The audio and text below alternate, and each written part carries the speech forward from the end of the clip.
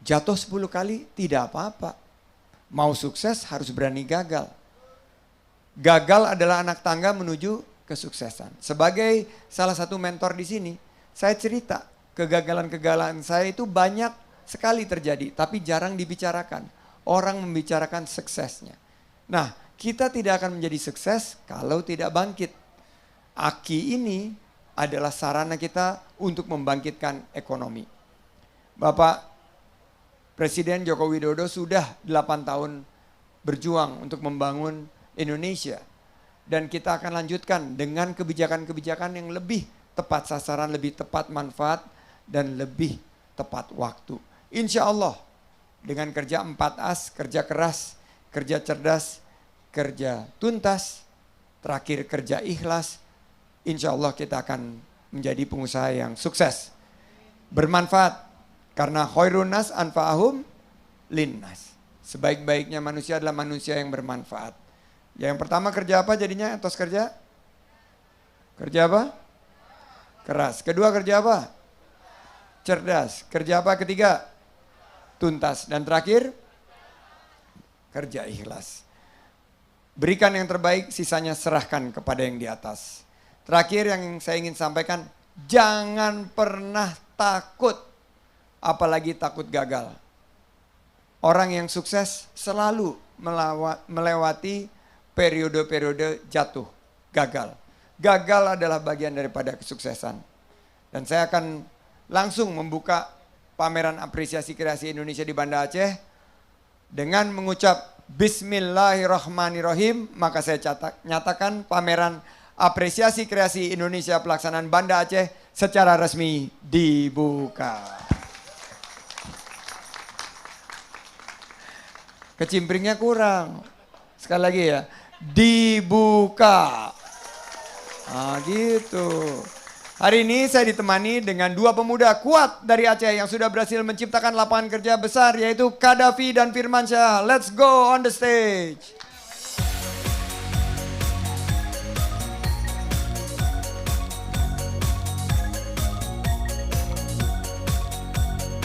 Ini Kadafi. Firmansyah. Ini Kadafi. Oke. Dua pemuda Aceh yang sangat luar biasa ini sukses dengan usaha di bidang aplikasi. Aplikasi juga merupakan salah satu subsektor ekonomi kreatif. Dan ini kita angkat dalam inti acara kali ini. Ada booth subsektor aplikasi juga tadi yang saya lihat. Salah satunya adalah Juang Jack dan lain sebagainya. Nah, Kadafi, Firmansyah, bisa diceritakan bagaimana Amanah Corp dan aplikasi Bisa Top Up ini berdiri? Bismillahirrahmanirrahim. Assalamualaikum warahmatullahi wabarakatuh. Hamdan katsiran thayyiban mubarakan fi, asyhadu an la ilaha illallah wa asyhadu anna Muhammadar Rasulullah. Yang saya hormati Bapak Saiful Bahri, Ketua DPR RA Banda Aceh, kemudian Bapak PJ Wali Kota Banda Aceh, dan kemudian Bapak Bang Kamal, Ketua Pariwisata Banda Aceh, Provinsi Aceh. Terima kasih sebelumnya atas kesempatan yang diberikan kepada saya. Saya sangat senang dan bangga nih bisa duduk dengan Pak Menteri, Pak Sandi. Alhamdulillah. Pernah sebelumnya duduk sebelah nama Menteri pernah? Belum. Belum pernah? Belum pernah. Kalau sama Pak Wali pernah? Pak Wali juga belum pernah. Oh belum pernah, nanti sebelah Pak Wali juga. Ya, ini merupakan sebuah kebanggaan bagi kami nih Pak Menteri. Terima kasih sekali lagi saya ucapkan kepada pihak AKI juga. Mungkin saya coba ceritakan sedikit mengenai Amanah Corp dan aplikasi Bisa Top Up. Ya, ini berawal dari saya dulu kerja di sebuah perusahaan otomotif di Jakarta, di Toyota. Jadi saya di Toyota juga? Iya, Astra? Pak. Toyota Motor Manufacturing Indonesia. Oh, Toyota Motor, ya bagian daripada Astra Group ya? Astra Group, sama betul. dong, kita juga lulusan Astra dulu. Iya. Jadi di sana saya sebagai software developer, di sana sebagai senior ya waktu itu, cuman bertahan 1 tahun, kemudian saya coba membuka peluang sendiri Pak, mencari peluang sendiri, yang waktu itu sama sekali belum ada tim. Jadi saya nekat mengambil resiko keluar dari Toyota memang ingin membuka peluang sendiri gitu Pak. Jadi ketika saya keluar dari Toyota itu artinya saya siap nih mengambil resiko itu. Resiko ketika kita tidak punya penghasilan yang tetap. Nah, ketemu sama ini Kadafi sama Firmansyah, ketemunya setelah itu. Ketemunya setelah itu. Setelah itu. Jadi kita, sekarang tidak ada pendapatan yang tetap, terus ketemu, padahal punya pekerjaan yang sangat baik ya. Kalau itu perusahaan gitu, Toyota itu kan perusahaan multinasional ya. Iya, saya pernah ditawarin juga karir istilahnya bisa naik level gitu Pak. Cuman nggak saya ambil karena memang ingin mencari peluang sendiri gitu. Kurang lebih seperti itu. Jadi waktu saya buka Amanah Corp, kalau bertemu dengan Bang Firman, saya panggil Bang karena beliau lebih tua 1 tahun daripada saya Pak. Nggak kelihatan ya? Iya. Awet muda nih Bang Firmansyah nih. Iya. Apa rahasianya nih bisa awet muda nih Bang Firmansyah? Ngikutin Bang Sandi sering minum yang itu gitu, ini apa infused water. Infused water. Oh, guys, infused water tuh itu memberikan efek awet muda. Ya. Oke, jadi ketemunya berapa lama setelah keluar dari Toyota? Mungkin 1 tahun ya Pak ya. Jadi kita ketemu di sana di sama-sama satu asrama Aceh Pak di Jakarta, namanya asrama Foba ya Pak. Kalau pernah tahu, nah kita sama-sama di asrama tersebut. Nah saya ketemu beliau gitu. Nah waktu itu saya memang sudah keluar dan saya coba bikin aplikasi sendiri Pak. Jadi aplikasi Bisa Top Up ini lahir di sebuah kamar asrama Foba gitu Pak. Jadi mungkin ini tercermin juga dari beberapa CEO dunia ya, kayak misalnya Google tuh lahir dari garasi. Iya, jadi kalau Steve Jobs, Microsoft semua dari garasi, Google dari garasi, ini juga dari asrama. Facebook juga dari asrama. Betul. Facebook, Zuckerberg dari asrama, keren. Terus? Iya, betul. Nah, jadi saya coba bikin aplikasi, akhirnya saya ajak beliau. Beliau waktu itu masih kerja di perusahaan BSI, Bank Syariah Indonesia, yang sekarang jadi Bank Syariah Indonesia. Jadi saya coba membuat aplikasi tersebut, tapi sebulan 2 bulan nggak ada yang make Pak. Bisa top up nggak ada yang make? Nggak ada yang make. Jadi memang struggle-nya pada saat kita bikin pertama aplikasi sendiri itu, yang sulitnya itu adalah meyakinkan, membuat trust pada pelanggan aplikasi kita ini bisa bermanfaat bagi mereka gitu. Wow, keren banget. Jadi kenapa namanya Amanah Corp itu mungkin karena trust itu ya? Betul, itu memang prinsip yang kita pegang sampai dengan sekarang Pak. Jadi trust dan amanah itu memang yang kemana-mana setiap kita menjalin kerjasama dengan partner kita bawa ya, 2 itu prinsip. Nah selain amanah ini Bang Firmansyah, prinsip apa lagi nih yang dipegang oleh Amanah Corp? Jadi kalau di amanah itu tadi kan dijelaskan sama Bang Karavi, pertama amanah, yang kedua kita lebih ke jujuran juga. Jadi di kita kalau di amanah sebenarnya bisnis amanah itu lebih ke software house dan creative lab. Kita menciptakan aplikasi di situ baik milik sendiri maupun milik klien. Klien butuh apa kita bisa bikinin. Mau bikin kayak Gojek pun kita bisa bikin. Mau bikin kayak Traveloka pun kita mampu bikinnya. Kemudian kami selain membuat punya klien, kami juga menciptakan produk sendiri sebenarnya. Jadi salah satunya Bisa Top Up tadi.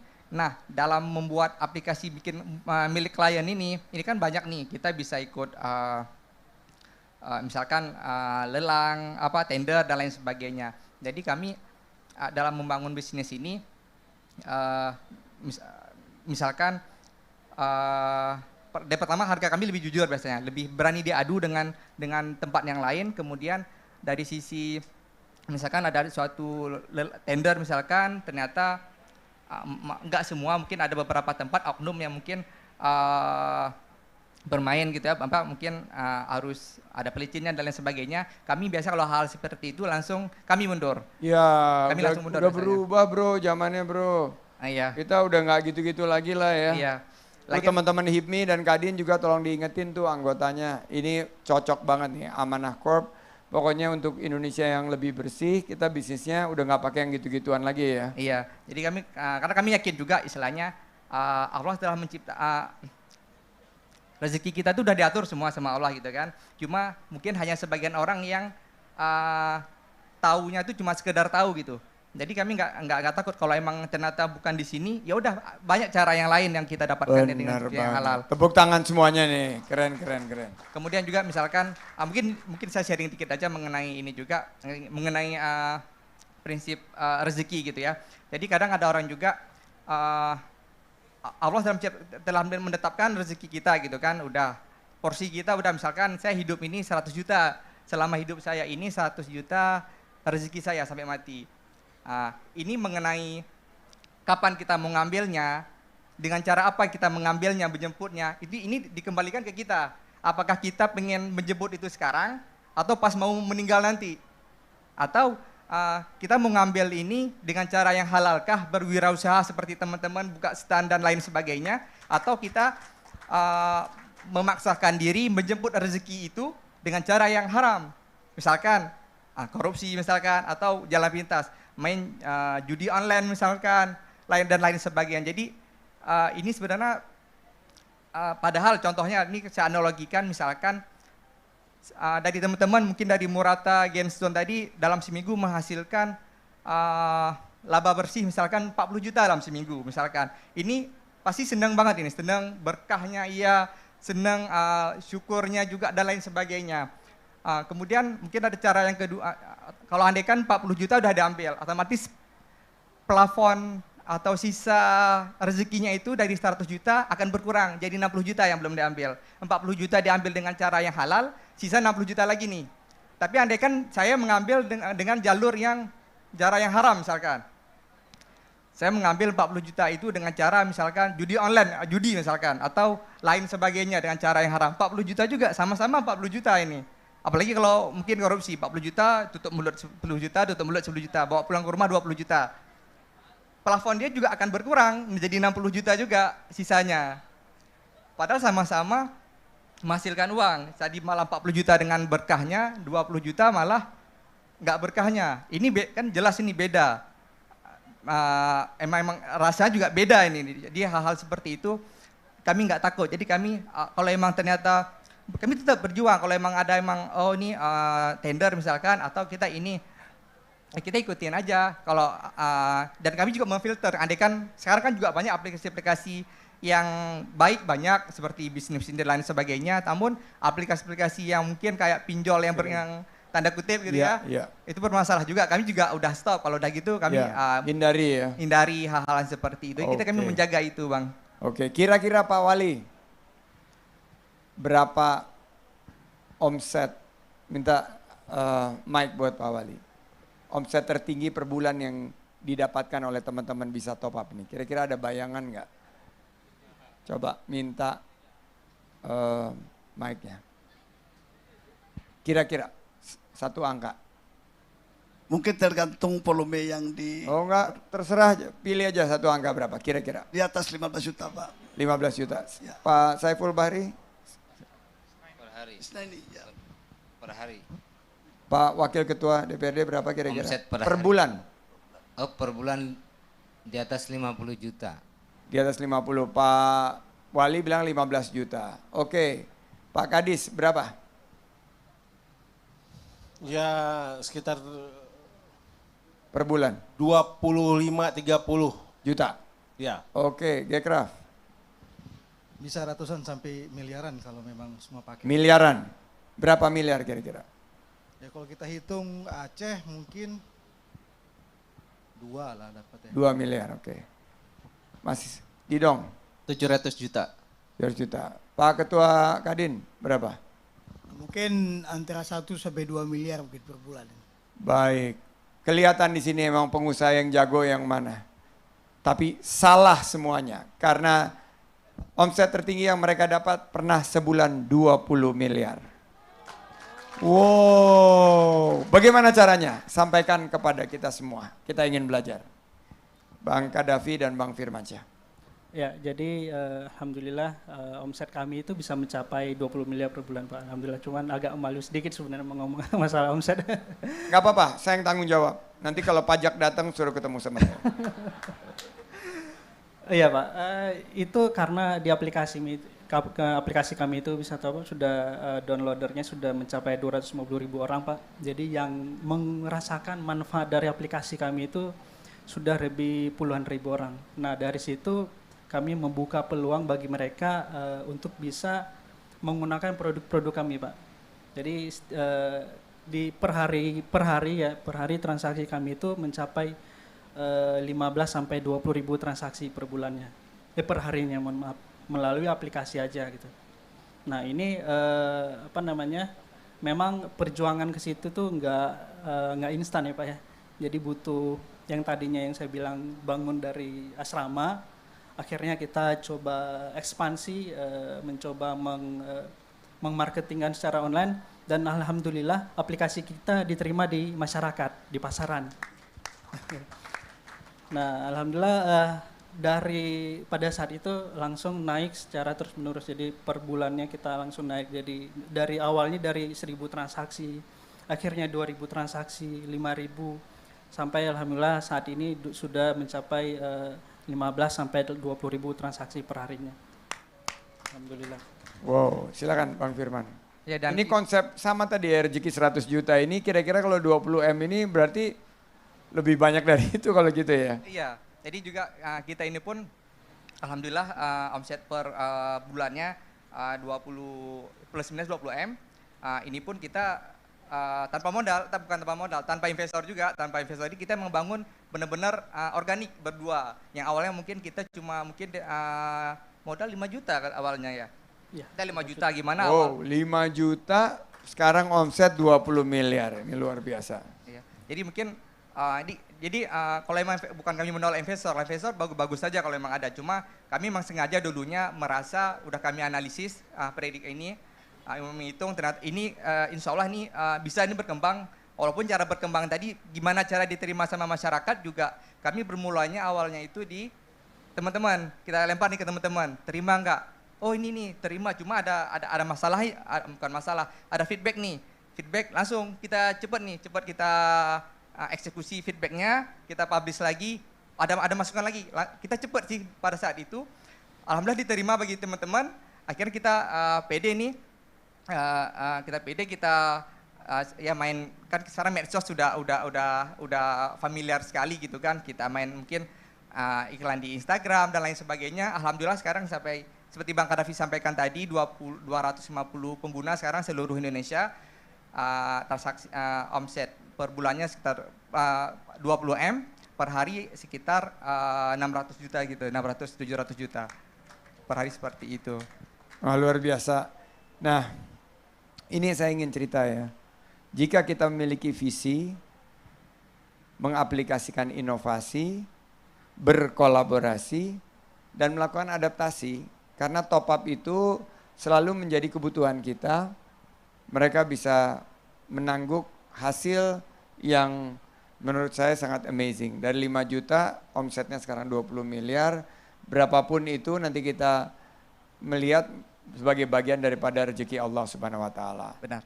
Nah, ini saya nggak mau tadinya menyentuh ini, tapi saya harus angkat karena tadi saya sama Pak Wali, juga sama rekan-rekan Pak Reza dan Pak Kadis Pariwisata Provinsi baru dari Gampong Ulele.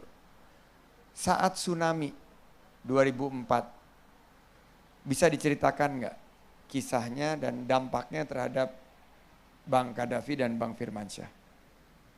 Mungkin Bang Kadafi dulu. Alhamdulillah karena waktu itu saya di Luxemawai Pak. Jadi Luxemawai itu kota yang tidak terlalu berdampak. Kita cuman kena air pasang aja, cuman terkena gempa saja Pak. Saya alhamdulillah tidak ada apa-apa, keluarga saya juga yang di sana juga enggak kenapa-napa. Tapi keluarga saya yang di Banda Aceh ada beberapa yang kena juga. Tapi yang lebih parahnya mungkin Bang Firman yang bisa menceritakan karena beliau lebih. Silakan Bang Firman. Jadi saya emang asli Banda Aceh. Kampung di Diah Baro, Kecamatan Maraksa. Jadi pada saat kejadian tsunami, saya emang lagi di rumah.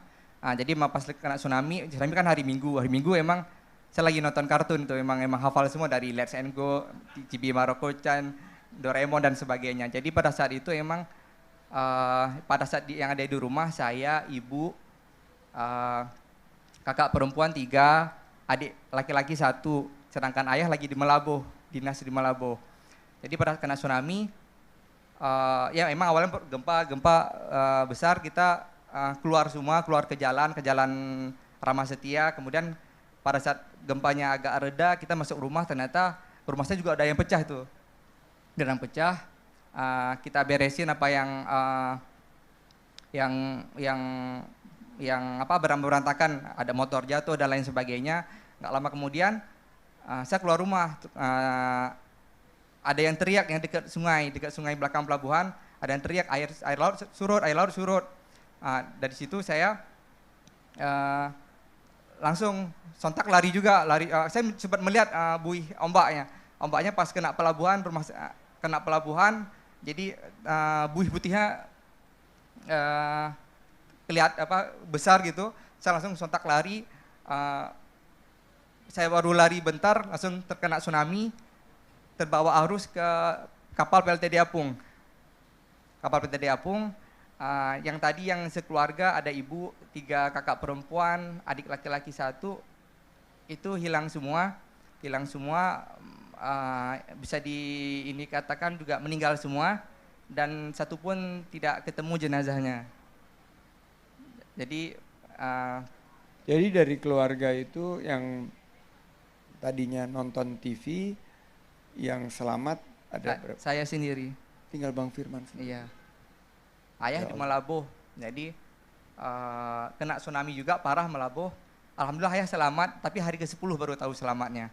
Karena akses Malabo ke Banda Aceh putus pada saat itu. Setelah dipertemukan kembali dengan ayah, itu pasti momen yang paling berat ya? Iya, awal pun udah nganggap ayah sudah nggak ada juga, karena infonya Malabo juga 90% terdampak tsunami. Baik, ini yang juga tadi Pak Wali sampai menitikkan air mata, karena Pak Wali 4 ya, yang sedarah itu juga harus kehilangan dan menjadi syuhada. Tapi saya yakin keluarga dari Bang Firman ini husnul khotimah, syuhada, insya Allah mati syahid. Dan justru ini jadi motivasi ya dalam membangkitkan usahanya nih. Bisa diceritakan nggak? Mungkin saya sama kayak umumnya juga, namanya kita kehilangan orang tua, keluarga gitu ya. Pasti sedih itu pasti yakin sedih berlarut juga sempat awal-awal. Namun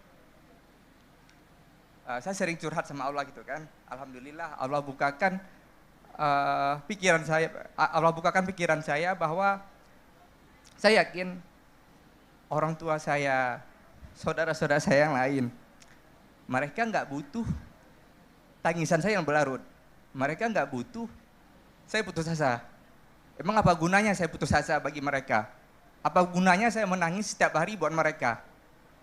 Nggak ada gunanya sebenarnya. Jadi yang mereka butuhkan itu adalah doa saya. Saya harus jadi amal jariah buat mereka.